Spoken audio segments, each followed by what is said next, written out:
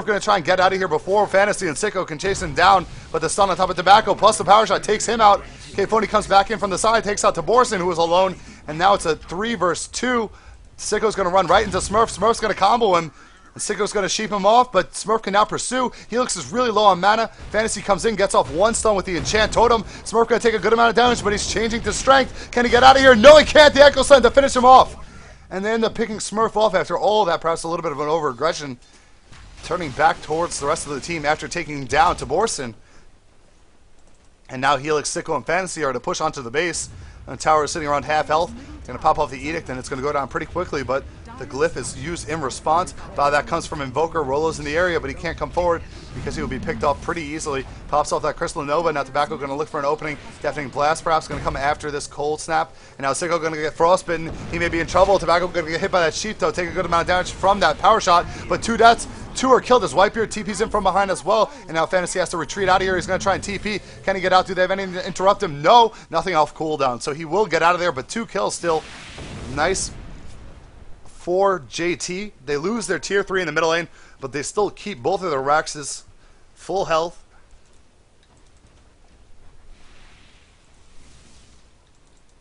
And that last team fight, yet again, we see Ravage being used to kill off K-Phony, but in that capacity, K-Phony is the most important target. If you have to expend all the ultimates to kill him off, I think it's probably worth it.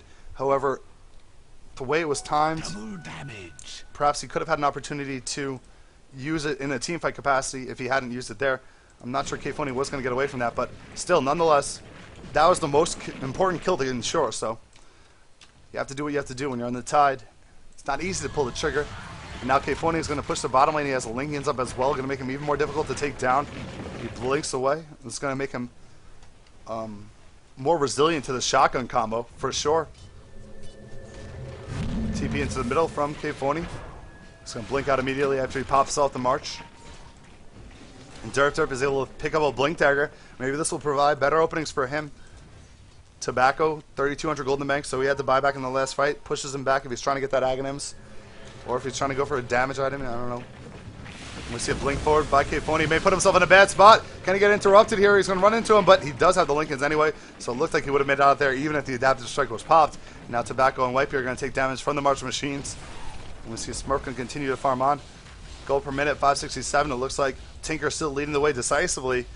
Kills, we have 14 for 5 on top of Smurf. He's looking very strong. Last hits, we have 452 on top of Tinker. 276 is the second most on Smurf. So it just goes to show a Tinker, when he has full map control and a huge advantage like he's had throughout this game, he can really wreak havoc. But now Smurf may be in trouble. He puts himself in a bad position. He's going to morph Strength. Tobacco tries to come in. He's going to try and interrupt this as much as possible. The Sheep comes up on K-Phony. Now the Echo Stun comes out. Smurf's going to replicate out, but Tobacco is left to die, and he is going to drop. But it is important to keep Smurf alive. However, Tobacco did buy back during the last fight, so it won't be available, I believe. Yeah, it won't be available for another minute, or 2 minutes actually. So now if they want to push on the back end of it, if they can acknowledge the fact that he doesn't have buyback available, that's a pretty big loss to not have that Invoker who has that Scythe of Vice as well. And definitely troubling times for Josh Tabak Dota. 2.5 minutes until Roche respawns. Aegis was popped in the last fight by Morphling. Morphling also has 1,500 gold on him. Not sure. I feel like he should have more gold, but perhaps recent deaths have stagnated his farm a little bit. And now middle is going to be pushed up. K-Phony is here.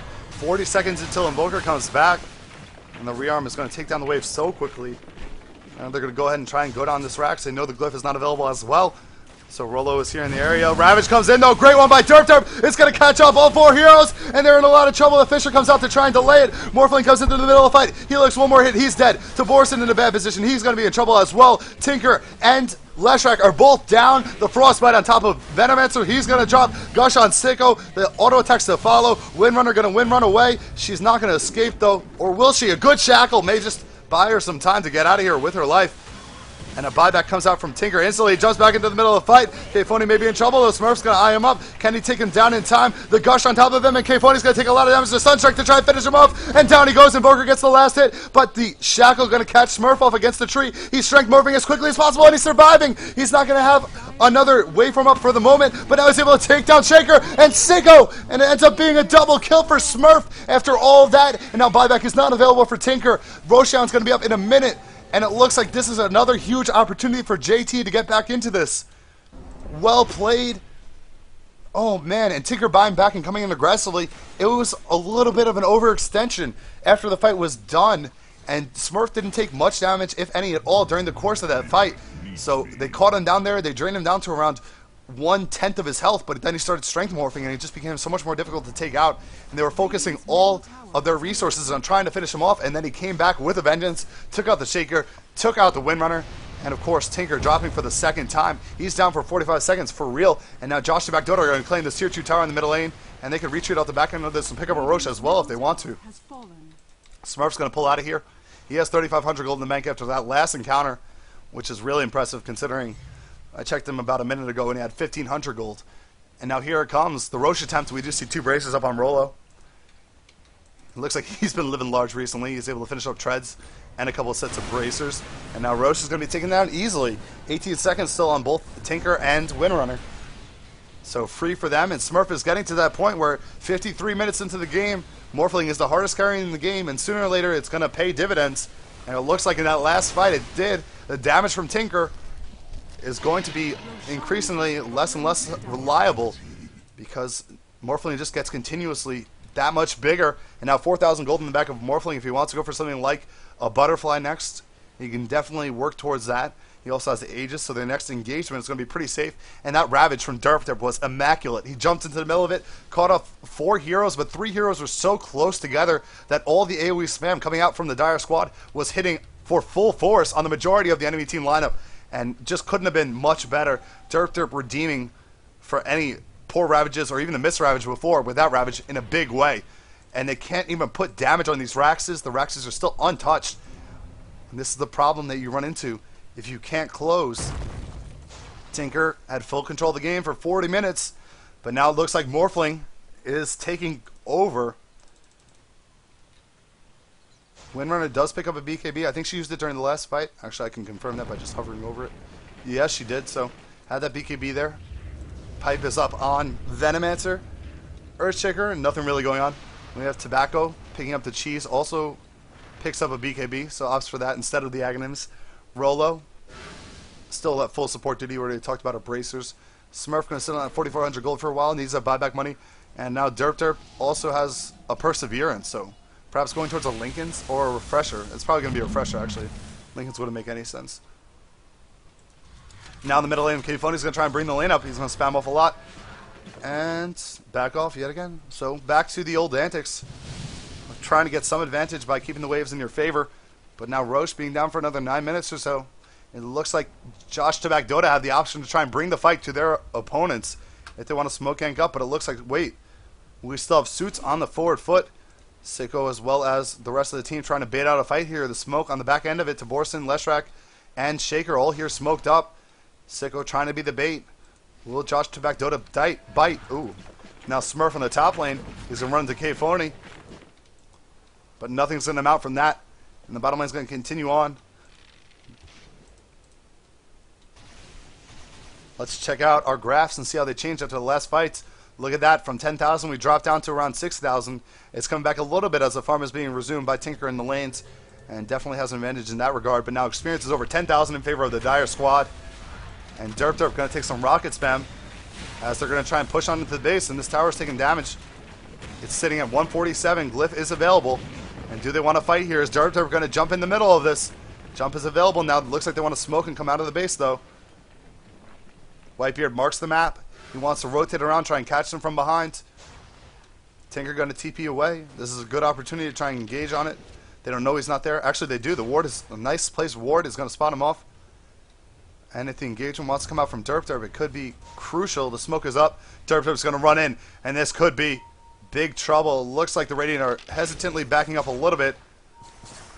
Derp going to show himself. Gush on top of Sicko. Sicko going to force staff himself away. Tinker coming in, though. He's going to have to cancel. Now Sicko going to be in trouble as Smurf comes into the middle of the fight. He changes focus. Some Fantasy. Fantasy really low on health. One more hit. He goes down into telekinesis. Sicko going to shoot off the power shot. Kphony comes in from the backside. He's spamming off rockets as much as he can. And now Smurf going to jump on top of Sicko. Sicko going to get cheaped off. A couple more auto attacks takes him down with the adaptive strike. And 2 kills for Josh Tabak Dota. And they never say die. Never back down. And they continue on. And now they're looking well in advantage as they're going to pursue and continue to push this bottom lane. Tinker going to try and force them back to the base by pushing the top lane as quickly as he can and getting in there and threatening the tower. But they still have Glyph available as they took a fight outside of their base yet again. So well played by Josh Tabak Dota. And here it goes. This tier 2 tower may be in trouble. And, I mean, it shouldn't even be alive. At 58 minutes, there's still outer base towers. That just goes to show you how much map control Suits had throughout the entirety of this game. They still have 2 tier 2 towers up at 58 minutes. That's outstanding, but the TP is back as the Rax is being threatened. Helix comes into the middle lane. He's going to try and TP out, and he will do so successfully. And now it's Smurf with the waveform over, going to try and threaten. But Helix trying to Rambo for the Rax, puts a little bit of damage on each of them, but nothing much. And JT responding properly, getting back to the base. And this is why they can't come too far out of the base, because they are at risk with that Tinker pushing aggressively. I don't think they suspected Leshrac to Rambo in, though. That is a little bit surprising.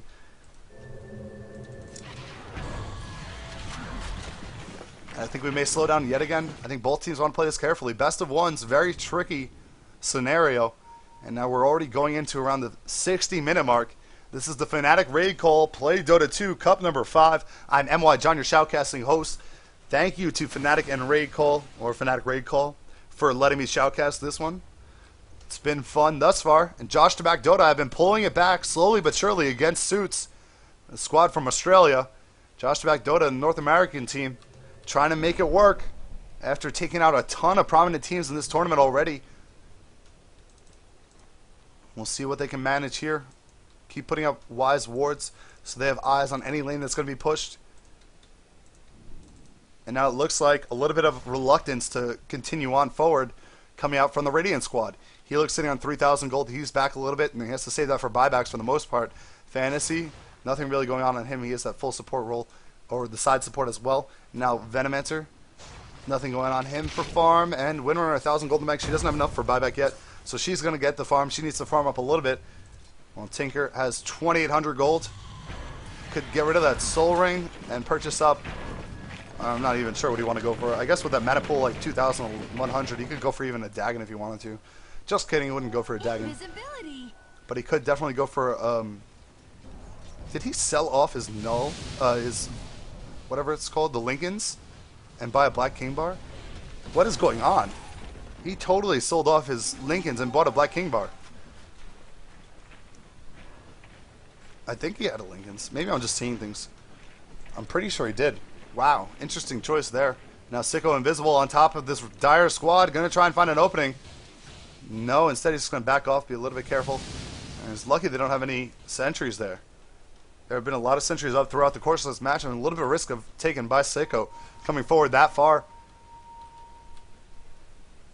Now it looks like they're going to back off and try and smoke up. And here it goes, the smoke. What can Josh Tabak Dota do? Can they make something happen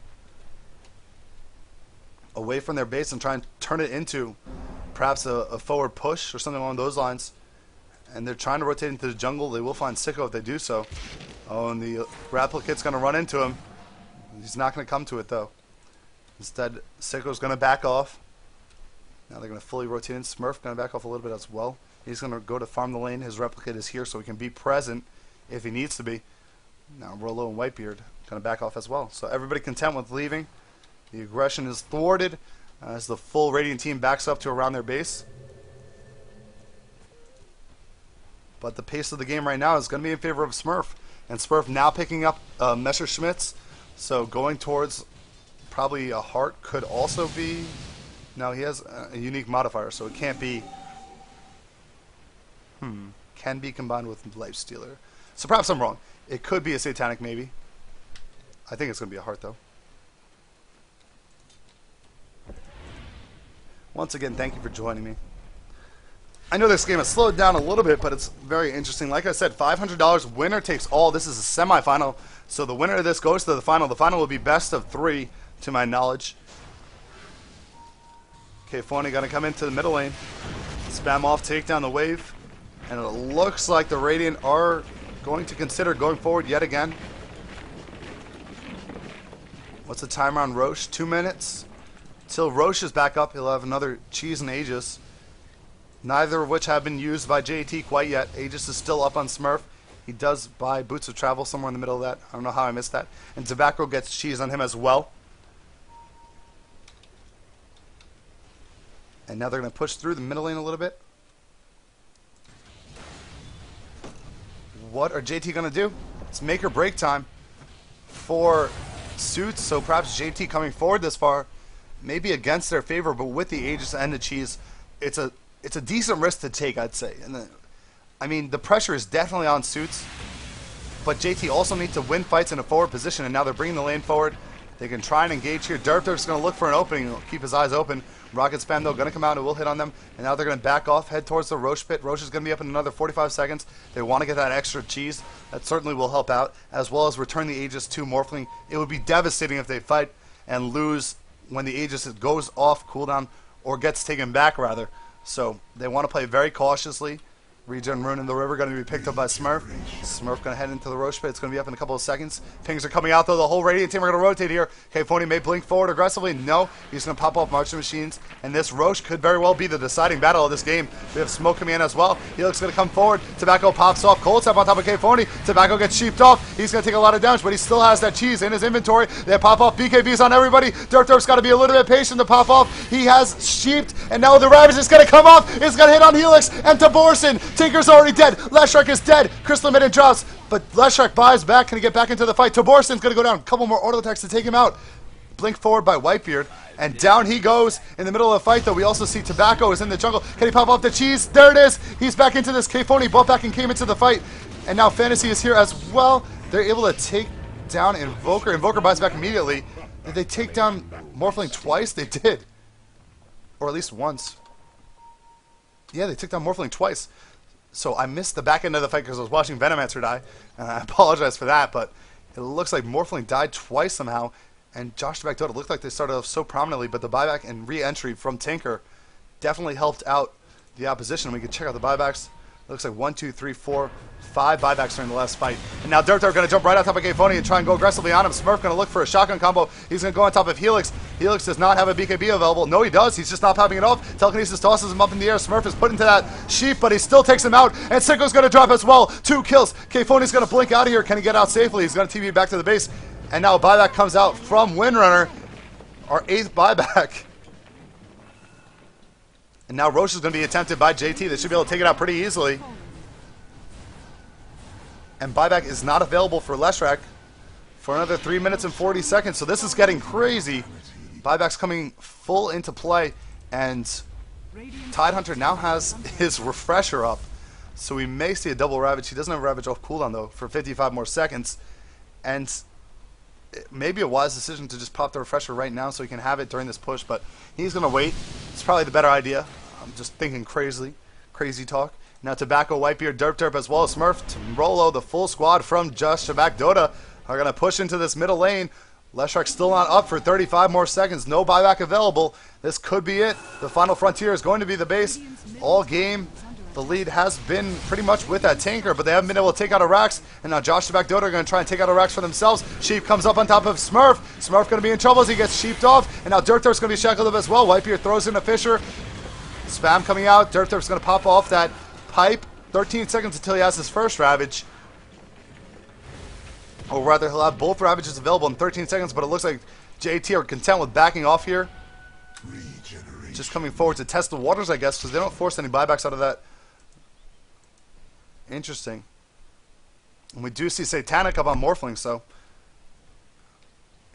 another interesting choice. We'll keep him alive in the middle of those fights. This game is getting crazy. We're at the 66-minute mark. Neither team wants to relent. They want their shot at the $500. That's up on the line for the next game. Suits, the team from Australia. Let's check out Ping for a moment here. We're playing on US West, so it looks like Suit's a little bit suffering from the pings, but not too big of a deal. We haven't seen many pauses or complaints coming out. Josh Tabak Dota, US West server we're on, so I don't know if that favors them or not. I don't know where they're located, but definitely something to take into consideration. And now power shot spam, but the final outer base tower finally claimed by Josh Tabak Dota as they march on towards the base. Are they going to try and fight this? And pop off the pipe. Derp look for the initiation. They shackle him off, put a little bit of damage on him, but have to be cautious. They don't want to be caught inside of that Ravage. And Derp has had a tough time with the Ravages because of all the mobility. Tons of Force Staffs and Blinks on the enemy team, but most recently he got the Ravage right. In the last team fight, he was patient enough to wait for the BKBs to wear off. Most of the BKBs down to the 5-second charge. And the most important fight of his life was the middle lane on the Raxes, where he got the perfect Ravage off. So we'll see if he can try and replicate that, as it looks like JT are going to be content with backing off here. Kfoni continues to farm very well, 6,000 gold in the bank. Still has 9 seconds on his BKB charge. Leshrac decides to pick up a Ghost Scepter, so will allow him to withstand the auto attacks from Morphling for a little while. In the middle of a team fight, Sicko has 2,700 gold in the bank. Now buybacks are starting to come off cooldown for people. We can bring that graph up yet again. Everyone's starting to wind down. Another 30 seconds and most of them will be available. So something to take in consideration again. Maybe JT should try and apply the pressure now before buybacks are back. I think you're going to have one in 15 seconds, and he definitely has enough gold. We saw 6,000 gold on him, and the fact is he's just capped out in terms of items, so save him for that buyback. He could go for something crazy, but how impactful would it honestly be? And this is the problem of a Tinker when you're reaching the 70-minute mark. He is allowed to put a lot of pressure in the off-lane pushing scenarios, but still drops off a little bit. He doesn't have the right-click damage that just keeps growing on Morphling. Now the stun going to come out. They're going to try and set up on top of Helix. Helix pops off his BKB. Derp jumps to the middle of the fight, tries to get a Ravage off, but gets sheeped. And now he's going to be able to pop it off whenever he likes. He's going to save it, though. Rocket spam coming out. They're able to take down Leshrac right away. Leshrac does not have buyback available. And now here we go. Kfoni going to get sheeped up by Tobacco. He's charging in on him. Derp still has both Ravages up. Surf going to jump in on top of Venomancer. He's going to go down. Sicko going to retreat. And it looks like the first racks of the game may be going to JT right now. Derp going to take some damage and back off a little bit. And the tower goes down. And now the racks is going to be the focus. 2 heroes dead. Leshrac as well as Venomancer. Neither of them can buy back. And now the jump in from Fantasy. A big Echo Slam, but the Ravage comes out. And now TP in from Kfoni, but the second Ravage comes out. And now Kfoni may be in trouble. He's going to take a good amount of damage. The Lincolns is popped off. He does have his Lincolns now instead of his BKB, so he's switching on and off items.